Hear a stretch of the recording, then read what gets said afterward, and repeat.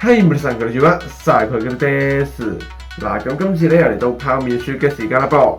咁上個月咧，咁就因為即係屋企要裝修咁樣啦，係啦，因為而家係全新嘅裝修啦，係啦，咁所以咧咁就冇時間去拍呢個泡麵雪系列嘅。咁而今日咧，終於有時間啦噃。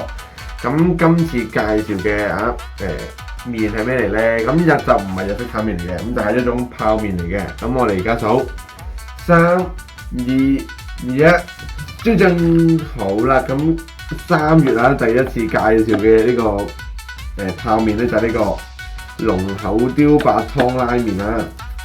雕白湯就係一種非常濃呢個鯛魚味嘅一款嘅湯底嘅麵啦，咁樣咁我想買嚟試下啦。咁唔知有冇好似喺日本食嗰陣嘅味道呢？咁我哋事不宜遲，就進入拆包裝嘅環節啦噃。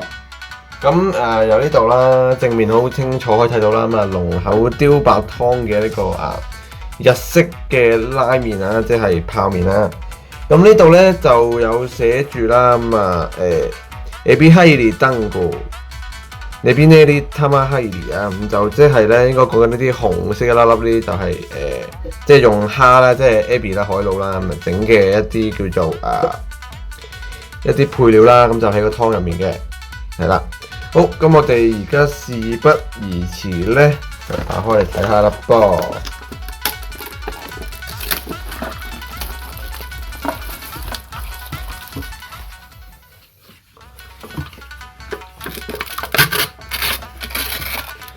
咁都可以見到啦，有2包調味料啦。哎呀，咁呢個呢，就應該係嗰個雕白湯嘅調味粉啦。咁呢個應該就係一啲叫做咩啊？調味油啦，係啦。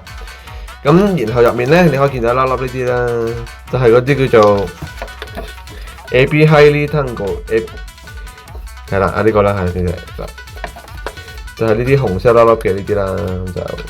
呢啲配料我只試下食一粒先，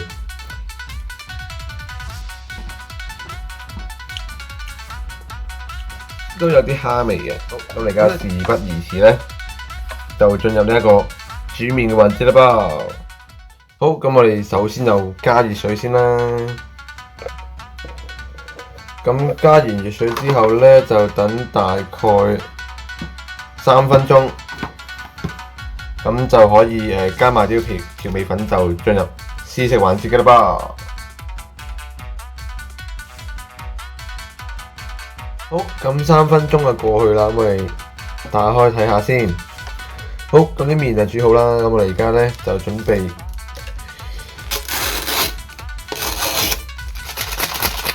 咁首先加入呢個啦，就係雕白湯嘅調味粉啦。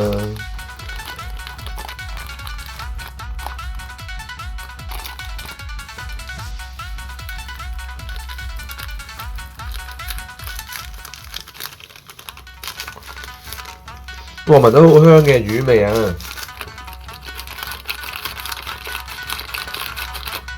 好，咁就攞去先。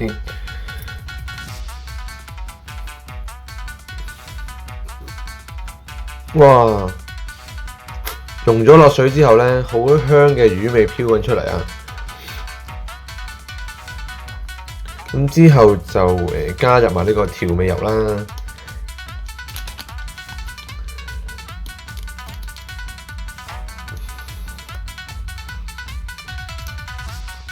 哇！亦都係好香呢個魚味啊！佢見佢咁白色，應該都係好濃呢個魚油啊！咁咪撈佢先。好，咁之後就進入試食環節啦噃。好，咁我而家試食先。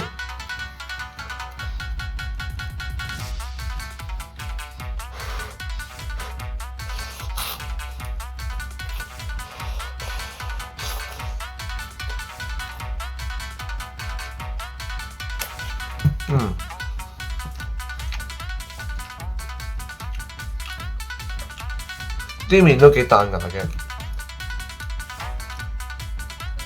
兼有呢啲叫做有蝦嘅雞蛋啦。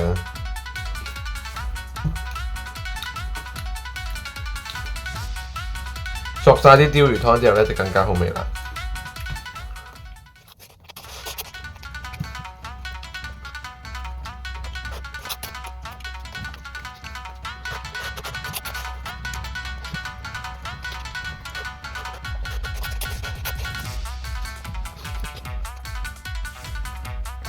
試一試個湯先，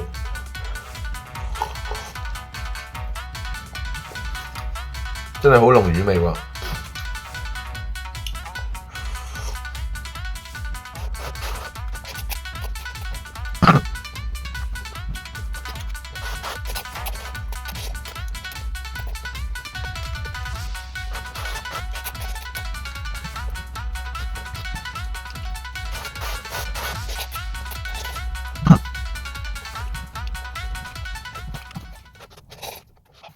好，飲埋個湯先，最後。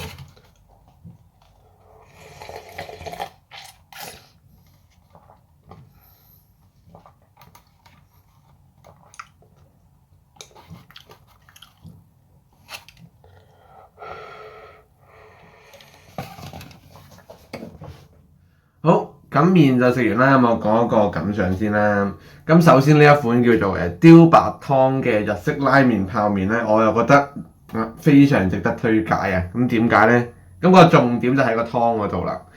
咁因為佢嗰個湯係雕白湯啦，咁大家預期中應該就係好濃嘅魚味啦。咁佢又真係做到嘅。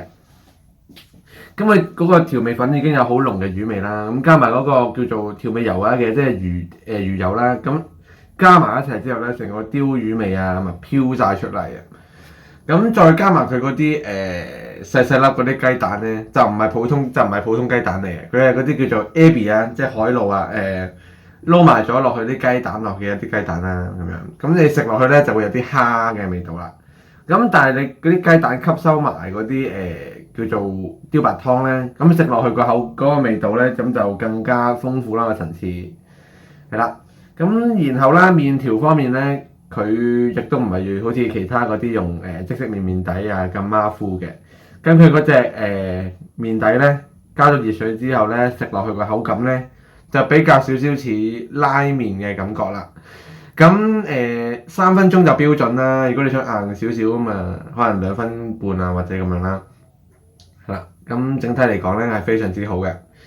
咁下次啦，我會再介紹其他更加有趣嘅日式炒麵或者係泡麵咁樣啦。咁我哋下集再見啦噃，唔係得呢。